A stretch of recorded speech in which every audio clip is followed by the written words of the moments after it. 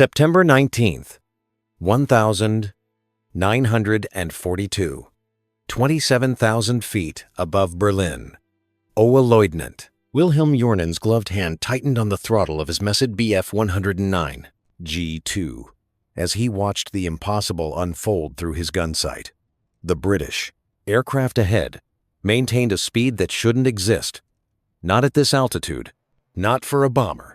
His own fighter, the Luftwaffe's latest variant, equipped with the DB-605, A engine producing 1,475 horsepower, was giving everything it had. The manifold pressure gauge kissed the red line. The engine temperature climbed toward dangerous territory, and still the gap widened. "He's pulling away," Jonen transmitted to his wingman, the words tasting like defeat. The British bomber had no gun, turrets, no defensive armament visible through the crystal-clearer September sky, just a sleek, wooden fuselage, painted in photo reconnaissance blue, twin engines humming with confidence that boarded on mockery.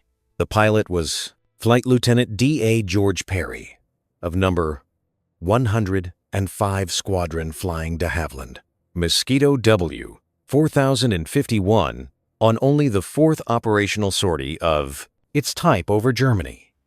What Perry represented was the beginning of a 6-year humiliation that would expose every weakness in German fighter design and prove that sometimes the greatest weapon isn't armor or guns, but speed, so absolute that your enemy simply cannot reach you.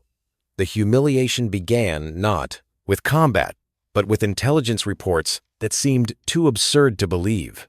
In early 1941, Ober agents in neutral Sweden transmitted specifications for a new British bomber under development. The details read like propaganda.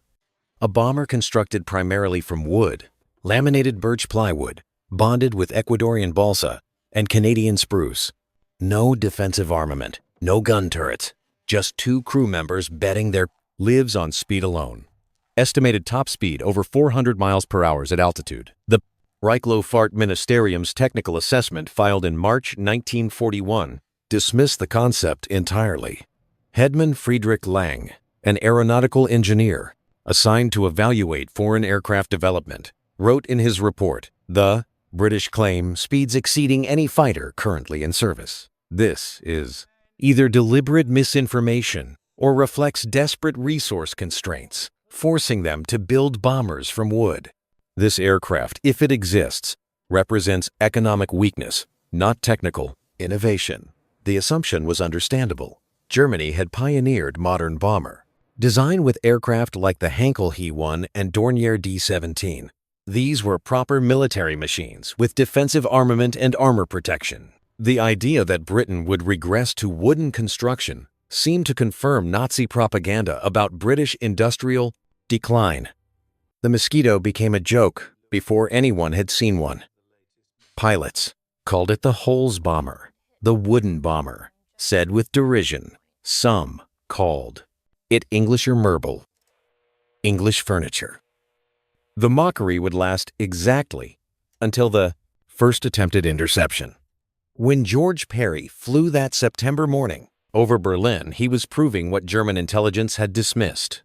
His route took him across the North Sea, then south toward the capital at 27,000 feet, an altitude where the air was thin enough to challenge German fighters, but perfect for the Merlin 21 engines with their 2-stage superchargers.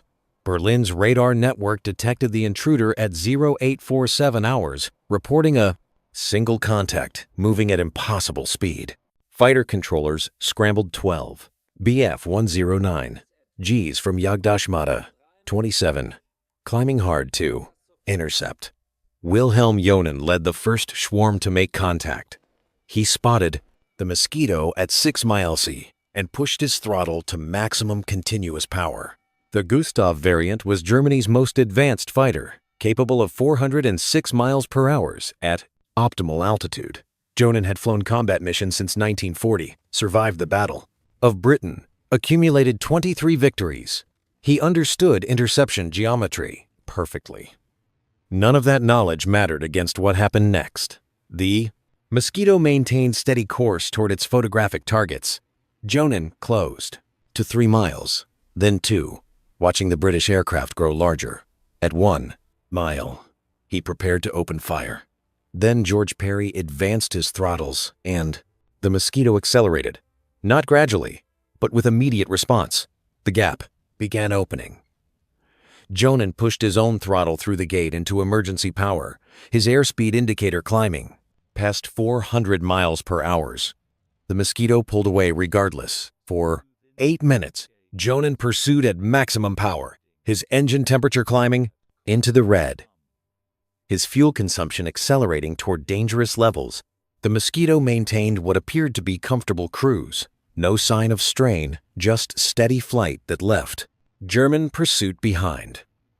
At 27,000 feet, the Bf-109G's performance was already degrading. The supercharger worked harder to compress thin air. Power output declined. The Mosquito's 2-stage Merlin engines, specifically designed for high-altitude operation, maintained their rated power, where German single-stage superchargers struggled. Jonan broke off the pursuit at 0903. His fuel state critical, his engine temperature dangerous. He watched the Mosquito disappear toward Berlin, untouched, unhurried, as if his entire staff's effort meant nothing. The combat report he filed that afternoon was devastating in its implications. Interception attempted at 27,000 feet. Enemy aircraft maintained speed exceeding our maximum sustained capability, unable to close within weapon range, despite 8 minutes at emergency power. Aircraft appeared to be wooden construction, twin-engine configuration, unarmed, speed estimated at 420 miles per hour or greater. The report reached Jagdgeschwader 27's headquarters, then climbed through Luftwaffe bureaucracy toward Berlin. At each level, officers read Jonan's account with growing disbelief. A wooden bomber outrunning the Bf-109G. Every explanation was proposed except the obvious one, that Britain had built an aircraft fundamentally faster than Germany's best fighter. More encounters followed in rapid succession, each one confirming Jonan's experience, each one more humiliating than the last. By December 1942, Mosquito operations over. Germany had expanded dramatically. 105 Squadron flew regular reconnaissance missions.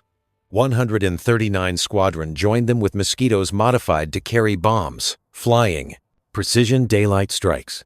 Every mission followed the same pattern. German radar detected them. Fighters scrambled. Interceptions failed. Mosquitoes completed their missions and returned to England untouched, their only losses coming from mechanical failures or navigation errors, never from German fighters catching them. The crisis reached Hermann Göring's attention during a December meeting at Karen Hall, where fighter unit commanders presented operational summaries.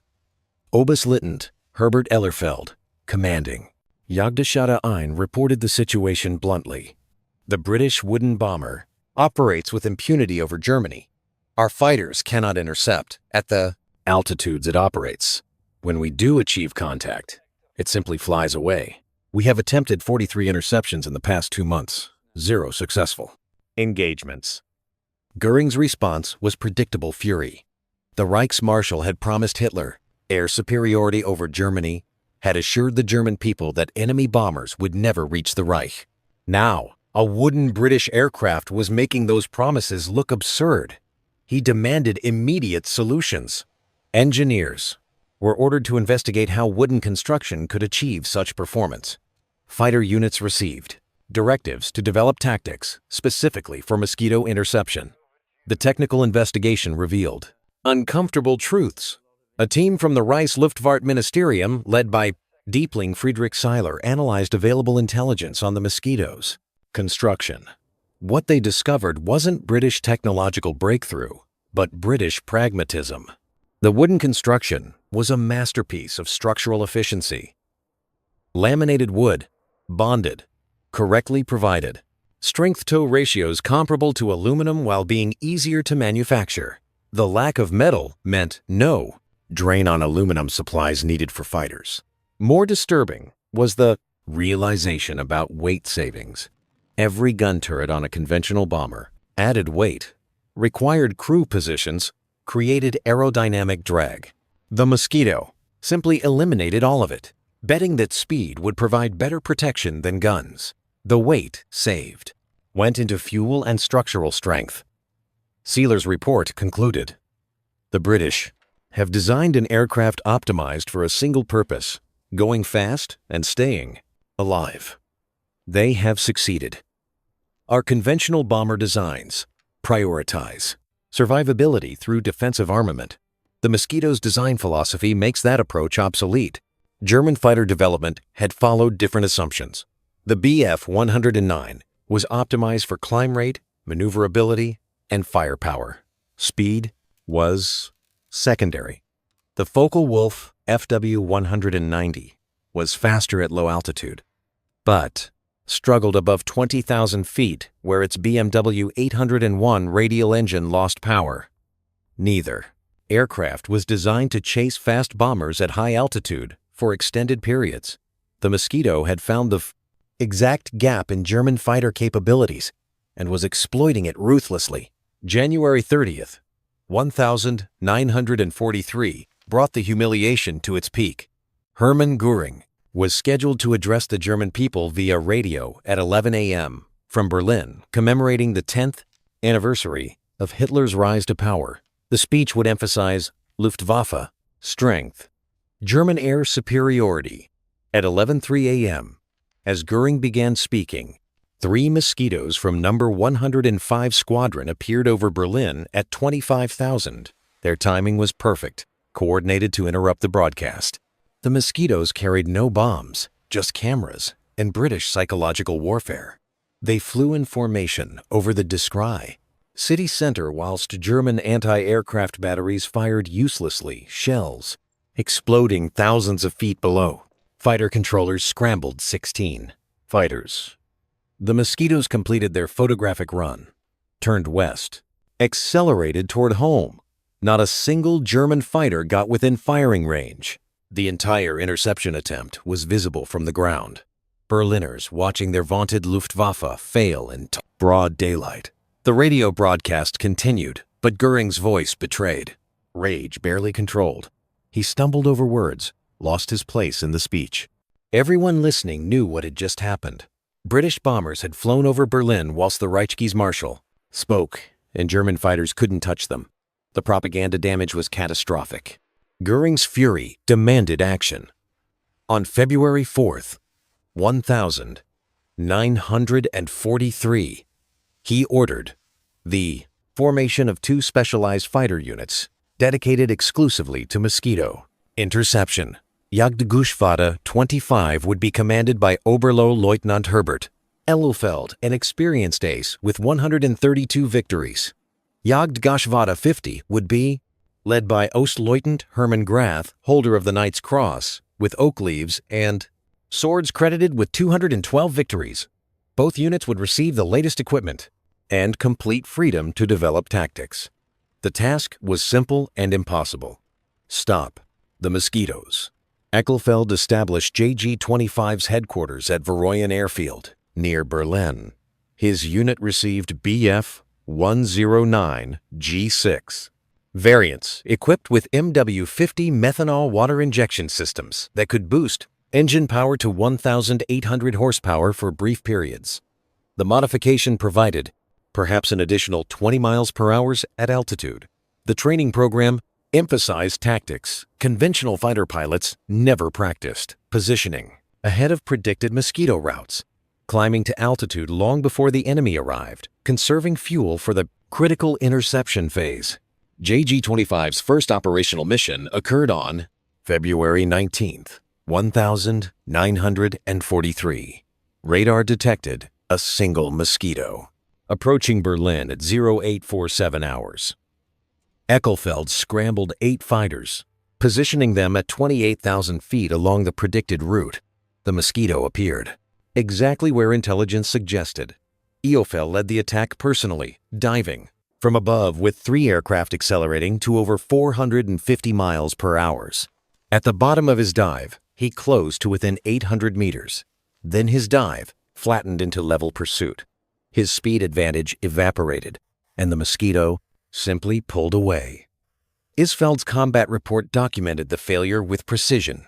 Enemy aircraft maintained approximately 410 miles per hour in level flight at 26,000 feet.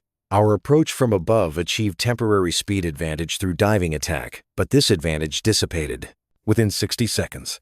Maximum sustained speed of BF-109G6 at this altitude is approximately 390 miles per hour. Enemy aircraft therefore possesses 20 mph speed advantage that makes sustained pursuit impossible. Firing opportunity existed for approximately 4 seconds at maximum range. Accuracy at 800 meters against target moving at high speed is effectively 0. Over the following months, JG-25 attempted interception after interception. They refined tactics, improved positioning, gained experience. Nothing changed the fundamental equation.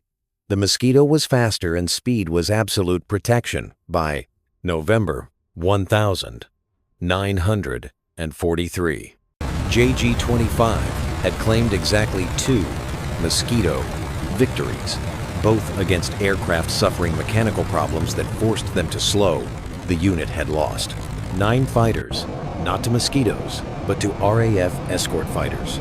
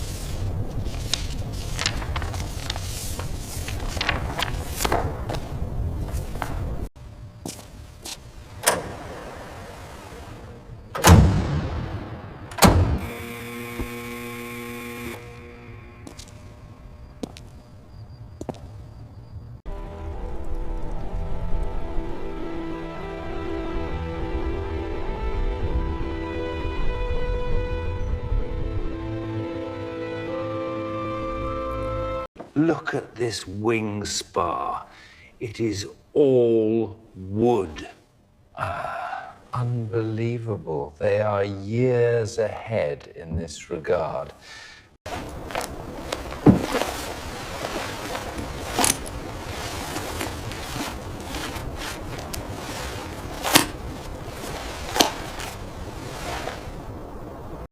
Die Zeitabstände sind entscheidend für den gestaffelten Steigflug. Wir müssen die Höhenstaffelung genau einhalten.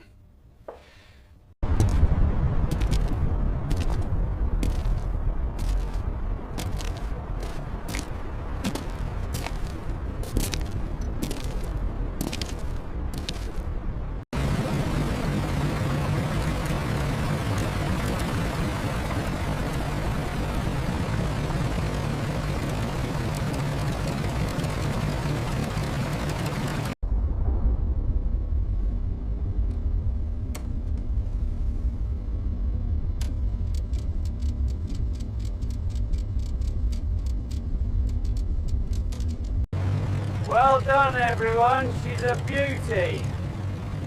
Welcome back, sir. We'll take it from here.